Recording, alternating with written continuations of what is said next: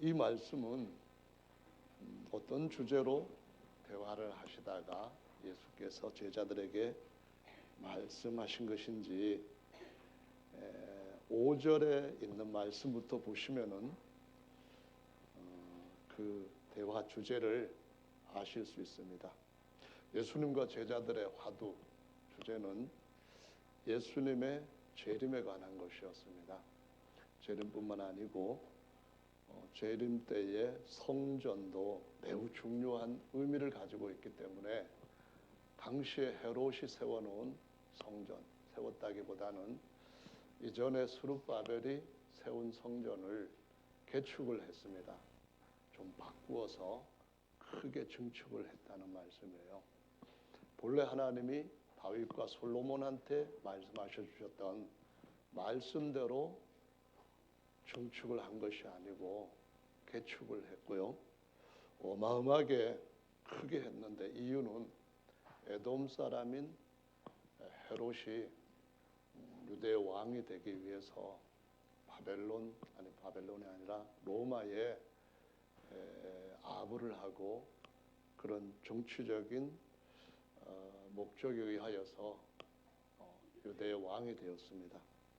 그러다 보니까 유대인들이 다윗의 후손이 아닌데 왕이 되었다 하는 것 때문에 엄청나게 거부를 하고 또 친로마 정책을 계속 폈기 때문에 당시에도 이스라엘 나라를 독립시키기 위해 가지고 성경에 셀롯인이라고 표현되어 있는 사람들이 있었습니다. 이 사람을 열심당원이라고 표현하는데 원래 우리의 말로 번역을 하면은 독립군파와 같다라는 의미입니다. 그러니까 칼을 가지고 다니면서 친로마에 속한 사람들을 암살합니다. 특히 요인들한테 가만히 찾아가서 칼로 죽이는 그런 자객 행위를 하는 사람이 바로 셀롯인인데 예수님이 부르신 12제자 중에 시몬이라는 사람이 바로 열심당원 셀롯인이었습니다. 그리고 예수님이 부르신 마태가 바로 셀롯인이 살해를 해야 할 첫 번째 대상이기도 했습니다. 근데 참 우습죠. 예수님이 그런 두 제자를 탁 바꿔가지고 하나님 나라를 위하여서 세상에 속한 이스라엘 나라를 위하는 것이 아니라 하나님 나라를 위하여서 순교를 당하는 그런 증인으로 사용하셨다라는 것입니다. 오늘날도 우리가 하나님 앞에서 살아가야 할 목적과 방법은 같은 목적, 같은 길이라고 생각이 됩니다. 우리는 하나님 나라에 속한 백성으로 언젠가는 이 세상 나라에서 이제 떠나가야 할 나그네라는 것을 아브라함의 믿음에 따라서 그렇게 가고 있는 사람들인 줄로 믿습니다. 이 대화는 누가복음에 기록되어 있을 뿐만 아니라 마가복음 13장에도 기록되어 있고 마태복음 24장에도 기록이 되어 있습니다.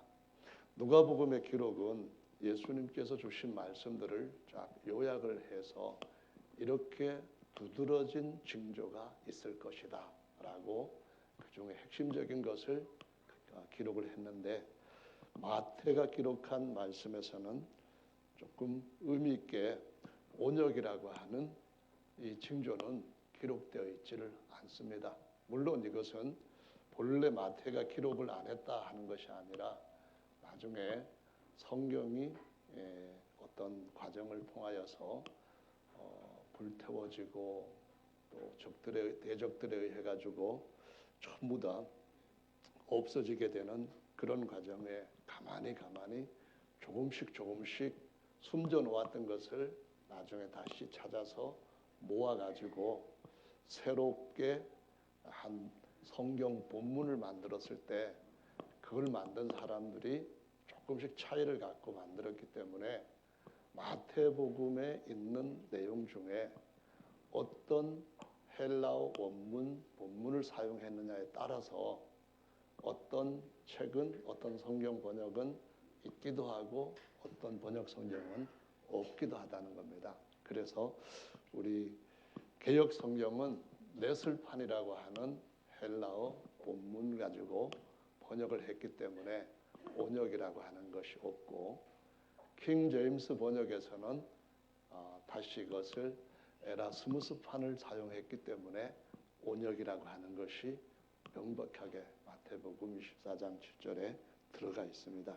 그래서 이 성경은 어떤 서로가 차이가 있는 것이 아니라 기록한 자들 또는 편집 과정에서 조금씩 사람들이 자신들의 견해를 가지고 이렇게 어떤 영향을 주다 보니까 그런 차이점을 갖고 있는데, 역시 성경 전체가 우리에게 주시는 가르침에서 특별히 재림 때에 나타나는 징조를 가지고 성경 말씀을 연구할 때는 이 온역이라고 하는 것이 굉장히 중요한 것이라는 사실을, 특히 계시록 6장에서 예수님 오시기 전에 교회가 예수님을 맞이하기 전에 인을 뗄 때마다 일어나는 징조들이 있는데, 네 번째 인을 뗄 때에 이 온역에 대한 말씀이 기록이 되어 있습니다. 그래서 지구의 한 4분의 1 정도가 이 온역의 피해를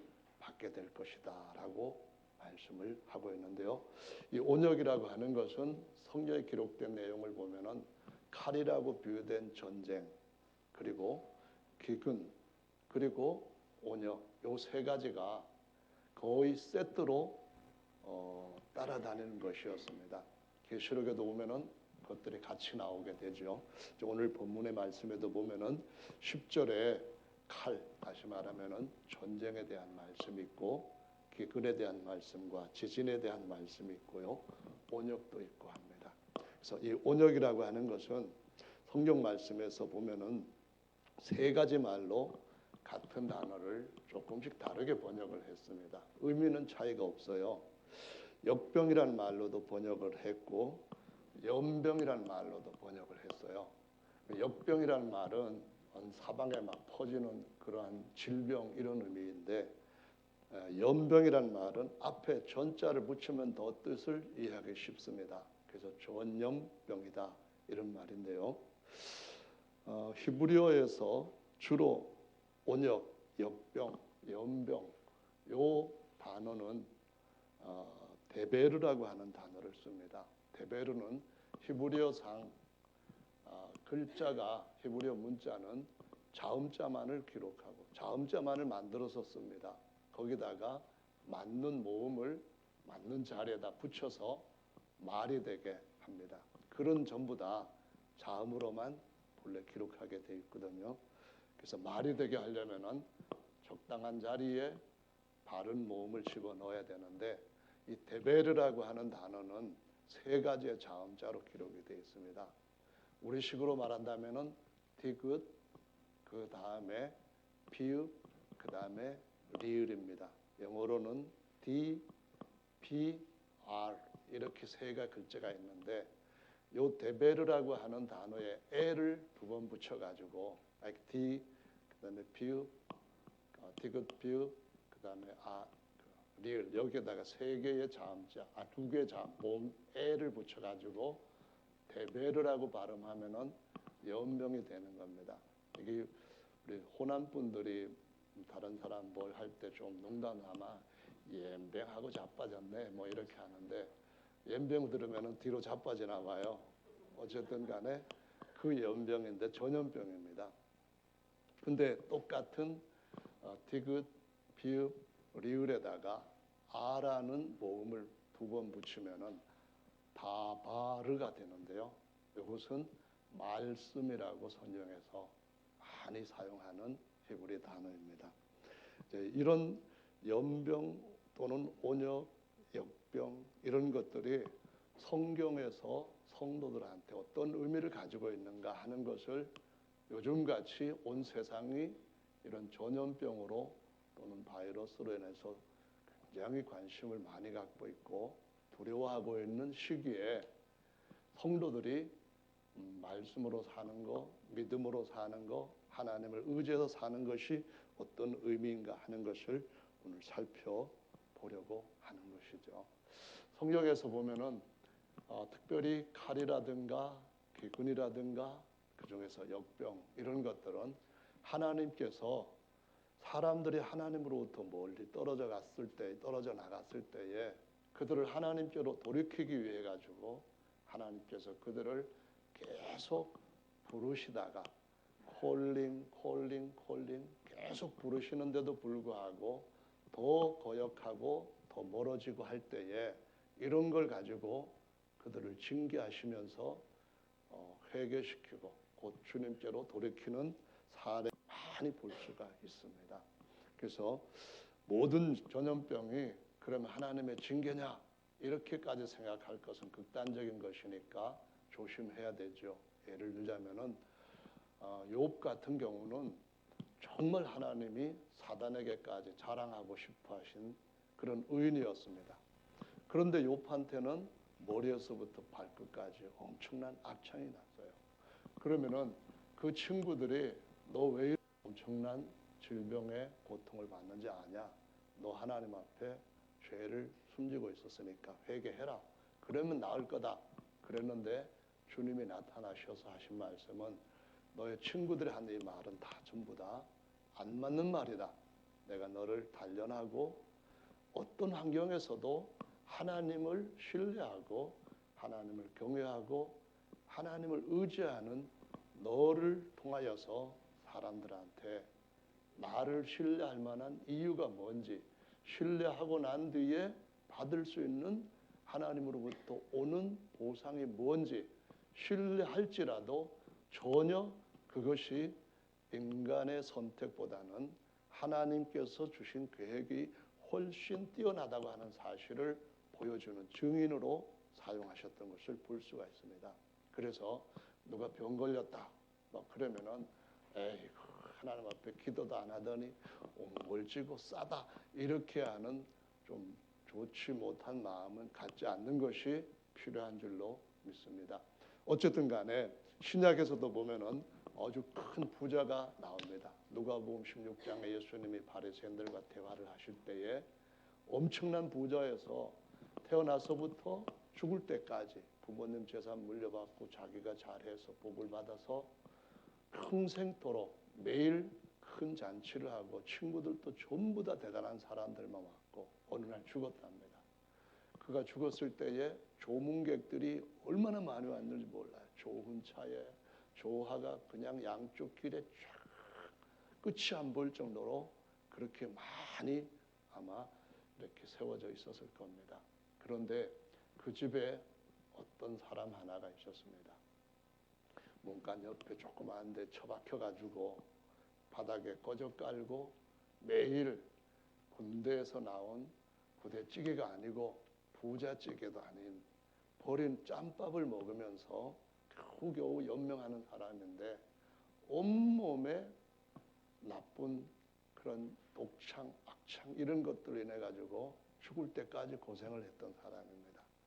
개들이 와가지고 그 상처를 핥을 정도로까지 됐던 사람인데 죽고 난 뒤에 보니까 누가 더 행복한 삶을 살았는지 확연하게 다르게 둘 다 대접을 받고 깨닫게 되는 그런 일을 성경에서 예수께서 말씀하신 것으로 기록되어 있는 걸 볼 수 있습니다. 사람들이 평가하는 것과 사람들이 추구하는 것과 사람들이 걸어가고 있는 길이 하나님께서 우리에게 제시하시는 더 높은 길과 더 대단한 길과 얼마든지 다를 수 있다고 하는 사실을 보여줍니다. 거지 나사로라고 하는 이 사람은 아마 생각했을 겁니다. 내가 죽으면 어떻게 될까? 그래도 하나님이 찾을지도 모릅니다. 그러나 사실이고 반드시 죽고 난 뒤에 우리가 받아야 할 영원한 삶이 기다리고 있다고 하는 사실입니다. 이 생은 나그네 길 잠깐이지만 다음 찾아오는 그러한 세상은 영원하고 거기에서는 바꿀 수 있는 기회는 없다고 말씀하시고 있습니다. 여러분 이것을 믿으시면은 예수님께서 오셔서 우리에게 그분이 죽으신 목적과 그분이 가신 곳에 어떻게 이르게 되는지를 알게 될 줄로 믿습니다. 그리고 우리도 불과 몇십 년 후에는 죽고 난 뒤에 부자처럼 나사로처럼 영원하고 참된 사실을 몸으로 친히 알게 될 줄로 믿습니다. 그래서 성경에서 나오는 여러 가지 역병들을 쭉 보니까요, 이 역병들이 굉장히 중요한 의미들을 가지고 하나님께서 부르시고 하는 그런 내용으로 나오고 있는데요. 구절들을 몇 가지를 소개를 하기 전에 온역이란 말은 온자가 연병 온자입니다. 한자로 우리가 역학조사라고 하는 말을 많이 쓰죠. 어디에서 어떻게 전염이 되었는가 할 때 역학조사. 이 역학이라고 하는 말을 다른 용어도 같이 사용하기 때문에 우리가 오해를 할 수 있는 부분도 다른 말을 하게 할 때 그때 번역하는 사람들을 양성했던 학원이라고 하는 것이 역학원입니다. 그 번역할 때 역자이거든요. 그 외에 또 역학원이 있습니다. 무슨 역학인지 아세요? 이거는 바로 점쟁이들이 하는 건데요. 이것은 옛날에 주역을 연구했던 사람들이 인생 사주팔자가 어떻게 되느냐 해가지고 그 연구한 학문이라 해서 역학하면은 점쟁이들이 많이 쓰는 그런 것입니다. 여러분 어떤 영묘한 역학자가 있을 수가 있어요. 하지만 그 모든 것들은 악한 영들이 얼마는 알고 우리한테 알려줄 수 있지만 우리에게 있는 근본적인 문제를 해결할 수 있는 능력은 전혀 없다는 것을 아시기 바랍니다. 점쟁이가 귀신같이 안다 할 때 귀신이 아는 것하고 하나님이 아는 것하고는 정말 다르다는 것을 기억하시기를 바랍니다. 그래서 성경에서 말하고 있는 이러한 그 연병은 역학조사를 통해서 어떤 식으로 이렇게 전염이 되는가 이걸 볼 때 세상에서 역학조사는 단지 나타난 임상학적인 면에서 연구한 결과를 사람들한테 알리고 믿게 하는 겁니다. 그런데 세상에 있는 과학은 사실상 우리 속에 있는 영에 대해서는 다루지를 않습니다. 다른 말로 한다면 무지하다는 말이에요. 우리뿐만 아니라 영적인 세계, 천사들이나 타락한 영들에 관한 세계에 대해서는 다루지를 못합니다. 다시 말하면 거기는 무지는 언젠가는 죽고 난 뒤에 알게 될 미지의 세계라는 겁니다. 뿐만 아니라 영이신 하나님이 계시다는 것 모릅니다. 이런 영적 세계, 영적 존재를 모를 뿐만 아니라 어떤 것도 모르냐 하면은 생명이라고 하는 것이 무엇인지를 역학조사로는 알 수가 없습니다. 죽음이라고 하는 것이 왜 찾아오는지, 식물에게도 어느 땐가 생명이 있다가 없어지고 동물한테도 생명이 있다가 없어질 뿐만 아니라 사람한테도 어느 날 갑자기 생명이 없어질 때 그 죽음과 생명에 대한 것을 이 세상에 있는 역학조사로는 알 수가 없다는 사실을 저와 여러분들이 아는데도 불구하고 잊고 있다는 것이 문제입니다. 우리가 세상의 역학에 너무 의존해서 살다가 보면은 이 역학조사에 의하여서 아주 부분적인 것을 아는 것처럼 초신을 할 수 있지만은 더 많은 것들은 무지하고 전혀 잘못된 상태로 우리의 삶이 꼬이게 되고 망치게 되는 것으로 우리 자신이 흘러갈 수 있다는 사실을 아시고 믿음 안에서 말씀 안에서 사는 저와 여러분들이 되시면 복이 있는 삶인 줄로 믿습니다. 아멘. 구약 성경의 말씀을 보면은 출애굽기 5장 3절에 모세가 바로에게 갔습니다.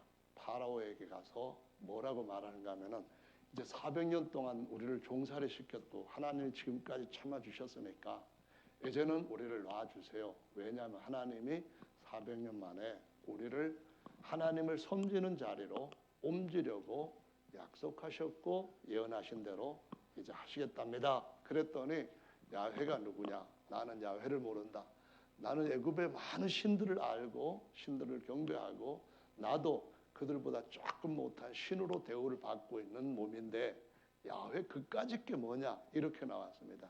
그때 모세가 하나님 앞에서 모세 앞에서 뭐라고 말을 했는가 하면은 우리 하나님이 나타나셔서 이렇게 말씀하셨으니까 사흘기쯤 가서 거기에서 하나님 앞에 희생 제사를 드리려고 합니다.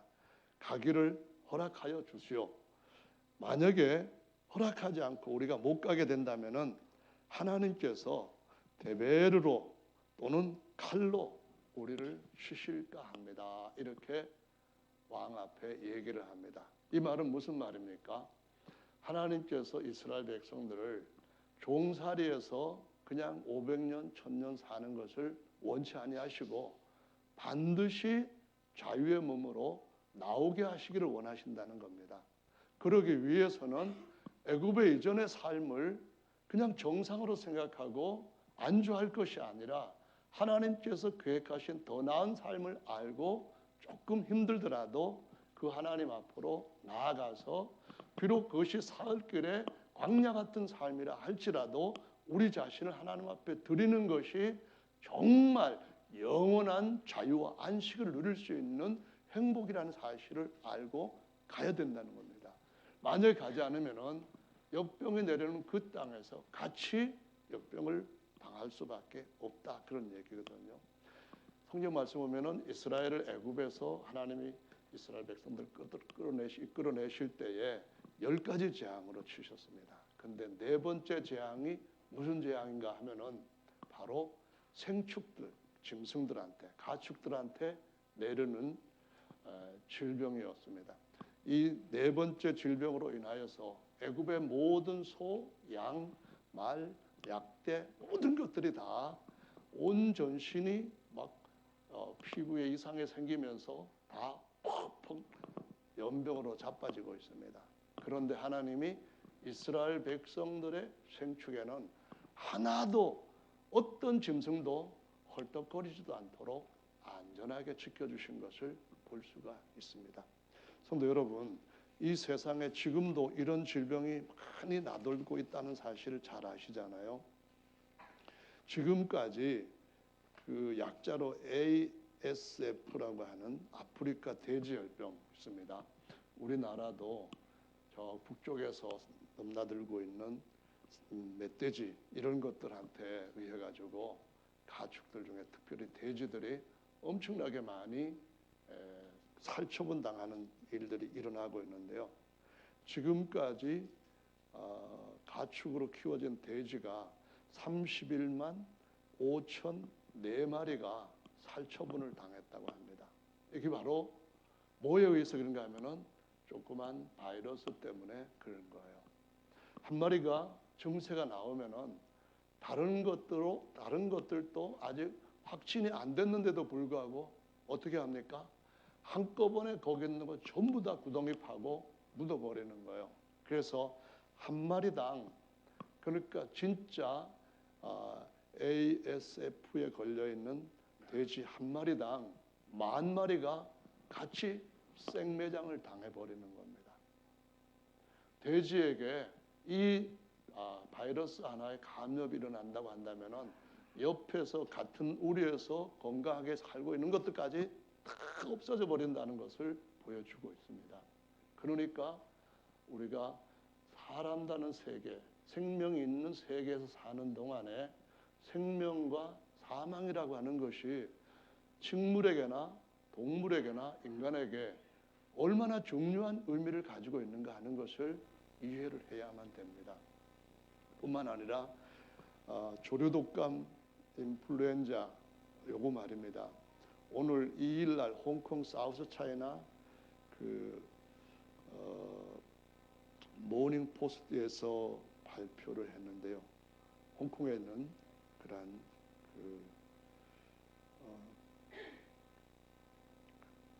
회사에서 발표를 한 내용을 보니까 후난성, 그러니까 후안 그 도시 가까이 있는 후난성에 조류독감이 일어나가지고 17,828마리의 닭들을 다 살처분했다고 얘기를 합니다. 그러니까 사람들이 지금 그 후한독감으로 고통을 받고 옆에서는 인플루엔자 조류독감으로 또 이렇게 받고 하는데요. 돼지든 새든 간에 조그만 바이러스 때문에 이렇게 난리를 겪고 있는 세상 속에서 우리가 같이 살고 있다는 것은 무언가 좀 사람답게 살 수 있도록, 뭔가 염려와 근심 없이 평안과 희락을 누리며 살 수 있도록 하는 세상이 정말 필요하지 않는가 하는 것을 자꾸 생각하게 하는 환경이라는 것을 알 수가 있습니다. 그럼 백신이 아직까지 후한 폐렴에 관한 것들이 발명이 안 됐다고 하죠. 근데 뭐 1년 정도면은 임상 실험도 끝나고 할 수 있다, 그런 얘기를 하는데요. 백신이라는 것이 뭔가요? 이 백신이라고 하는 것은 사실은 사전에 보면은 이렇게 설명을 하고 있는데, 인간을 비롯한 동물의 특정 질병 혹은 병원체에 대한 후천성 면역을 부여하는 의약품, 이렇게 말합니다. 다시 말하면은 어떤 질병이 사람에게나 동물에게 걸릴 때 이것을 이길 수 있도록 하기 위해서 미리 선천적이 아니라 태어나서 인간에 의해 가지고 의학적으로 거기에다가 부여하는 것인데요. 이것은 다른 말로 말하자면은 사람의 속에 있는 면역성을 어떤 질병에 대한 것을 키워주는 방식이라는 겁니다. 다른 말로 말해서 아직까지 어떤 연병, 전염병들이 인간에게 창궐 했을 때에 그것의 원인이 되는 바이러스를 직접 바이러스만 죽일 수 있는 약품을 개발한 적이 인류사에서는 없었다는 겁니다. 다시 말하면은 사람 몸에 하나님께서 애초부터 선천적으로 잘 만들어 놓았던 면역 체계가 망가지게 되었을 때 질병에 의해서 공격을 받고 죽을 수도 있는데, 어떤 특정 병에는 더 취약한데 이 특정 병을 이기게 하기 위해서 미리 예방 차원에서 백신을 맞으면은 이것이 나중에 몸에 들어왔을 때 이길 수 있게 된다. 그것이 바로 백신이다라는 것입니다. 다시 말하면은 이런 것들을 볼 때 저와 여러분들은 생각해야 될 것이 있습니다. 하나님이 사람을 정말 대단하고 정말 존귀하고 놀랍게 만드셨습니다. 목적이 그럴 뿐만 아니라 우리 인체의 구성 조직이 얼마나 신묘막측한지 모른다고 시편 139편은 노래를 하고 있습니다. 그래서 우리의 삶에 대한 가장 중요한 지침서는 우리를 만든 분으로부터 받는 것이 가장 지혜로운, 가장 현명한 방법이라는 사실을 보여주고 있습니다. 우리 육체뿐만 아니고 혼과 영에 관한 전인적인 모든 영역에서 우리 자신을 올바로 살게 하는 유일한 길은 영혼육을 다루고 있는 이 매뉴얼에서만 온전한 것을 받을 수 있는 사실을 여러분 모두가 믿으시기를 예수님의 이름으로 축원합니다. 역병, 전염병 가운데서, 대베르 가운데서 지금까지 인류가 정복했다고 말하는 병이 하나 있습니다. 그게 뭔지 아세요? 천년두입니다. 사람들한테 이렇게 자연스러운 날 갑자기 발병을 해가지고, 그래서 이 두자가 온역, 역병 뭐 이런 두자를 한자로 쓰는데요. 이 천년두가 역사상 가장 많은 사망자를 낸 전염병으로 알려집니다. 최소 인류를 한 3억에서 5억 정도 20세기에 앗아간 전염병으로 알려지고 있습니다. 천년두에 걸린 사람, 마마라고도 하죠. 온 사방이 완전히 막 콩같이 이런 것들이 막 일어나가지고 어린애도 그렇고 어른도 그렇고 흉악합니다. 근데 이 질병이 1967년 경우에는 약 1,500만 명이 걸려서 죽었습니다. 죽은 사람이 그 숫자로 나옵니다. 근데 왜 이 말씀을 드리느냐 하면은 이 1967년에도 한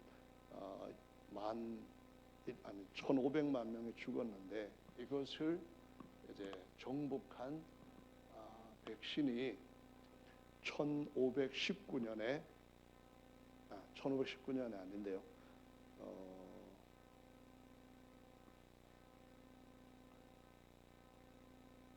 그 영국의 의사가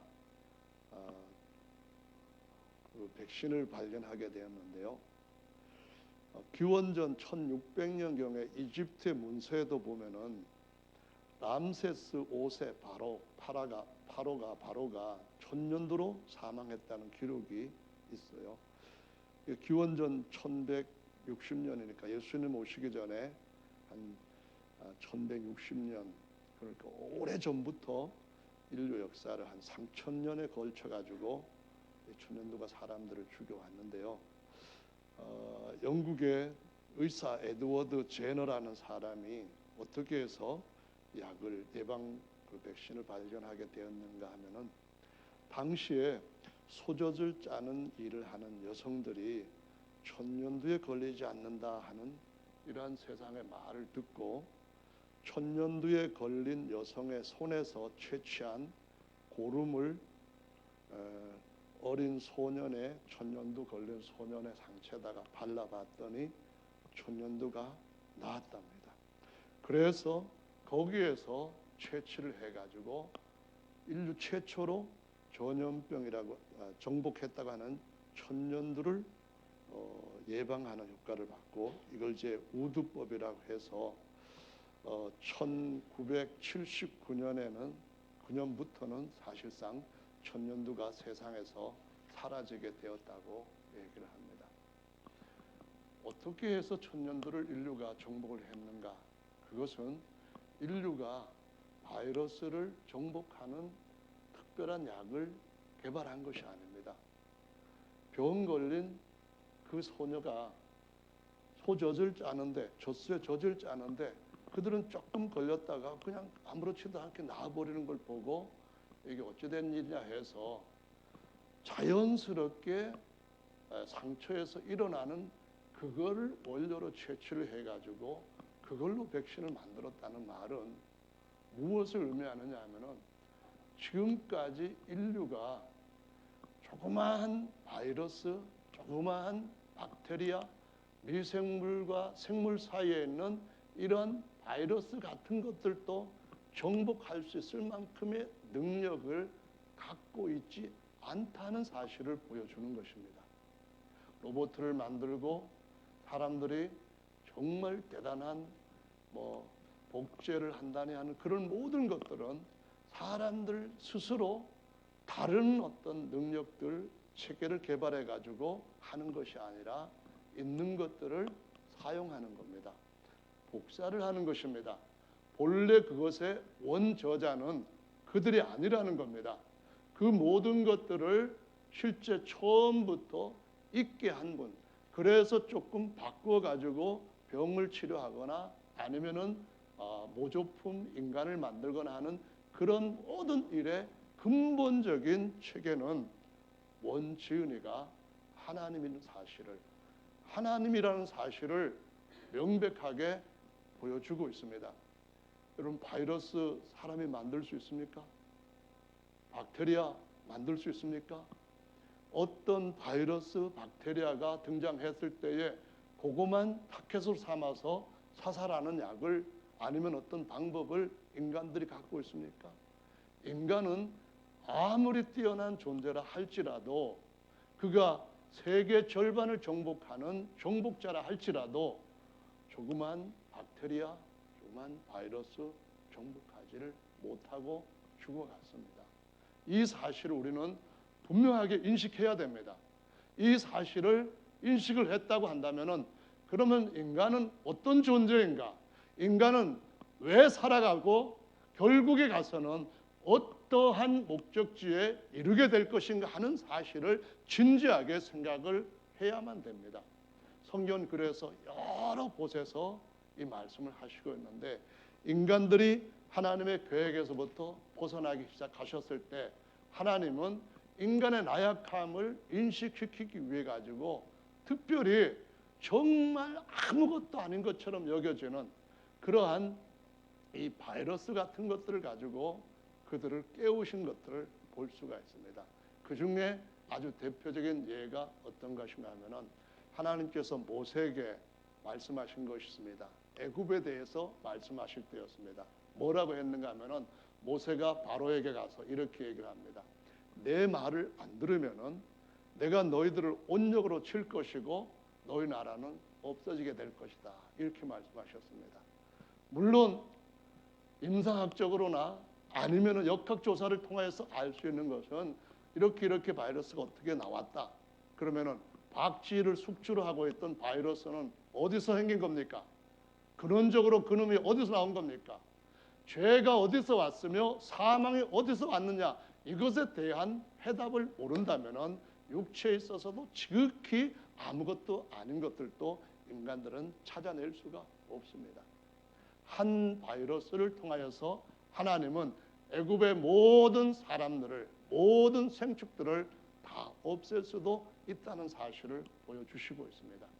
이스라엘 백성들이 가나안 땅까지 엄청나게 많은 기적들을 보면서 여행을 해서 도달했습니다. 가나안 땅 앞에까지. 근데 이스라엘 백성들이 그 가나안 땅에 살고 있는 원주민들을 12명의 정탐꾼들이 가서 보고서는 보고를 하는데 그들 너무 강하다는 거예요. 성벽도 엄청나게 튼튼하고 키도 우리가 볼 때는 우리의 몇 배 정도 큰 것처럼 보이고 그들이 가지고 있는 무기라든가 모든 면에서 우리는 절대로 정복에 불과하게 보인다라고 보고를 했을 때에 이스라엘 백성들 전부가 10명의 정탐꾼과 함께 밤새도록 울면서 왜 하나님이 우리를 여기까지 인도해 오셔서 여기서 다 죽게 하느냐, 왜 저것들한테 우리가 밥이 되게 하느냐, 그렇게 하면서 밤새도록 울었습니다. 하나님께서 모세에게 하신 말씀이, 모세야 도저히 안 되겠다. 이 백성은 목이 곧은 백성이어서 지 생각이 내 생각보다 항상 옳다 생각하고 지들의 계획이 항상 지들의 목적에 원하는 대로 이루어질 것 생각한다. 그러시면서 하는 말씀이, 내가 온역으로 이 백성 다 쓸어버리고 너와 내 후손을 통하여서 다른 큰 민족을 이루겠다라고 말씀하셨습니다. 그때 모세가, 하나님 그러면은 저 이방인들이, 저 가나안 땅 원주민들이 하나님을 뭐라고 얘기하는지 아세요? 여기까지가 하나님의 능력의 한계다. 야훼가 여기까지는 인도할 수 있지만 감히 우리를 어떻게 정복할 수 있겠냐, 이렇게 조롱하지 않겠습니까? 하나님의 백성들한테 반드시 약속의 땅에 심으시겠다 하셨던 그 약속을 이루지 못하고 다 죽게 됐다면 저들이 다 왜곡을 하고 하나님께서 실패했다고 하지 않겠습니까? 만약 그래도 이 백성을 다 멸하시려고 하신다면 저의 이름도 하나님의 생명책에서 지워주세요. 이렇게 나옵니다. 그때 하나님이, 그래, 내가 이 백성을 약속한 대로 가겠다. 하지만은 목이 곧은 백성이니까 언제 또 저런 짓을 할지 모른다 하시면서 나 그들과 같이 가지 않고 천사 하나 보내서 그들에게 준 약속을 이루겠다. 이런 말씀도 하셨는데 성경에서 하시는 여러 가지 사례들은 정확하게 원인이 있었고 그 결과로 말씀대로 이루어졌던 것을 보여주시고 있습니다. 인간이 그렇게 대단한 존재가 아니고 육체만 갖고 있는 것이 아니라 영의 문제가 더 중요하다는 사실을 보여준 사례가 하나님의 마음에 딱 들어서 선택하시고 그의 왕위를 영원토록 보존해 주시겠다 했던 다윗의 경우에서 볼 수가 있습니다. 다윗이 어느 날 전쟁에서 계속 이기고 나라가 튼튼해서 대적을 할 수 있는 나라들이 없어졌다고 생각이 들었을 때 자기 군대를 세게 했습니다. 군대를 세게 했을 때에 하나님이 갓 선지자를 통하여서 말씀을 하십니다. 세 가지 내가 징계를 할 건데 한 가지를 선택을 해라는 겁니다. 하나는 칼, 전쟁으로 석 달 동안 이 나라가 완전히 피바다가 될 것을 취하든가, 3년 동안 기근이 일어나서 전부 다 메말라 죽는 그 꼴을 볼 것인가, 아니면 3일 동안 역병이 일어나서 내 백성의 잘못되어 있는 것들을 칠 것인가, 한 가지를 택하라 했을 때에 다윗이 그때 제정신을 차립니다. 그때야 자기가 아무리 강해도 질병 하나를 이기지 못하는 하나님의 도우심 없이 살 수 없는 나약한 존재라는 사실을 알게 되고 하나님의 자비하심에 내 인생을 걸겠습니다. 이 징계를 하나님의 손에서 받겠습니다 하고서는 온역을 허락하십시오라고 말씀합니다. 그것을 인해서 이스라엘 백성들 가운데서 온전치 못했던 자들 7만 명이 사망을 당하는 사건이 일어나고 하나님 앞에 부랴부랴 속죄제, 속건제, 화목제를 다윗이 드렸을 때 온역과의 전쟁은 그대로 끝이 난 걸 볼 수 있습니다. 질병이 왜 일어났습니까? 특히 하나님의 백성들 다윗에게 그 성군이라고 불려질 정도로까지 하나님 앞에 신실했던 다윗에게 왜 그 나라에 이와 같은 온역이 일어났습니까? 원인은 분명합니다. 다윗의 마음이 하나님 앞에서 끝까지 인생의 마지막까지 하나님을 신뢰하는 데서 서 있지 못하게 될 때에 언제든지 우리는 정말 아무것도 아닌 것에 쓰러질 수 있다는 약한 존재라는 것을 보여주십니다. 하나님께서 우리한테 하시는 여러 가지 말씀 중에서 무엇이 가장 중요한 문제인가? 이것은 영혼의 죄에 대한 문제입니다. 영혼이 겪고 있는, 그래서 정신과 마음과 생각 그리고 우리의 육체까지 엄청나게 황폐해지게 만들었던 죄의 문제, 결국 사망에 이르게 하는 이 문제에 대해서 살아있는 동안에 은혜 받을 만한 때에 백신을 받지 아니하면은 절대로 온전한 나라에는 들어갈 수 없이 함께 폐기 처분 당할 수 있다고 하는 사실을 보여주시고 있다는 것입니다. 성도 여러분, 눈물이 없고 애통이 없고 슬픔이 없고 사망이나 그 어떤 부족함, 약함도 없는 그런 나라가 준비되어 있다는 것을 예수께서 친히 증거하셨습니다. 그 나라에 들어가기 위해서는 우리가 아담으로부터 태어났을 때부터 이미 우리 안에 들어온 이 이상을 이기게 하기 위해서 후천적인 백신이 꼭 필요한 줄로 믿으시기 바랍니다. 천년도를 만들어서 더 이상 그것이 인류에게는 위협이 안 되도록 했던 제너가 했던 그 백신과 같이 예수 그리스도의 보혈에서 얻을 수 있는, 죄를 영원히 얻을 수 있는 그 백신을 우리가 끝까지 맞고 그 안에서 살게 된다면 어느 날 이 문둥병과 같은 이 썩어질 육체를 괴롭게 만드는 모든 영적 바이러스, 죄의 바이러스도 싹 없어지는 때가 올 줄로 믿으시기 바랍니다. 영혼의 것을 치료할 수 있는 방법은 그 모든 영혼을 버리시고 육체를 버리시고 우리를 위하여서 죄 없는 그분이 대신 죽으신 보혈의 피밖에는 없습니다. 예수 그리스도의 은혜로 누구든지 나오지 않으면은 장차 어느 날 주께서 다시 오실 때에 지구상에 일어날 네 번째 인을 떼는 징조 같은 일에 들어가게 될 뿐만 아니라 전무후무한 또 다른 환난 가운데 들어갈 수밖에 없게 된다고 성경은 미리 예고하고 있습니다. 그날 우리가 그와 같은 것들을 몸으로 맞으면서 그때 말씀을 미리 기억하고 이런 일에 들어오지 않도록 하나님 나라로 미리 옮겨지는 은혜를 받도록 했을 것을 해야 했는데 이런 후회가 없는 삶을 살기 위해서라면은 여러분 하나님의 말씀, 약속을 믿으시고 그 안에서 사시기를 예수님의 이름으로 축원합니다. 돈이 우리에게 안전한 피난처가 아닙니다. 명예 그 역시 우리한테 그렇게까지 중요한 건 아닙니다. 돈 따라 여기서 몇십억, 여기서 몇천만 원 그것 따라 가시다가 영혼 어디다가 뒀는지 모르는 인생으로 사신다고 한다면은 너무나 큰 것을 잃어버리는 것입니다. 영원히 다시 찾을 수 없는 유일한 기회도 잃어버리는 것입니다. 일생은 말 그대로 인생이 일생이라는 것을 의미합니다. 한 번 사는 일생이지만 사람은 영이 죽고 난 뒤 또 한 번 죽고 영원히 죽는 것이 하나님의 공의로운 심판 앞에서 반드시 일어날 일이란 사실을 알고 대비해야만 됩니다. 준비할 수 있는 바른 주님의 방법과 지혜가 저와 여러분들한테 있으시게 되기를 예수님의 이름으로 축원합니다. 주님이 은혜를 주셨기 때문에 여러분 감사하지 않습니까? 다 같이 주님 앞에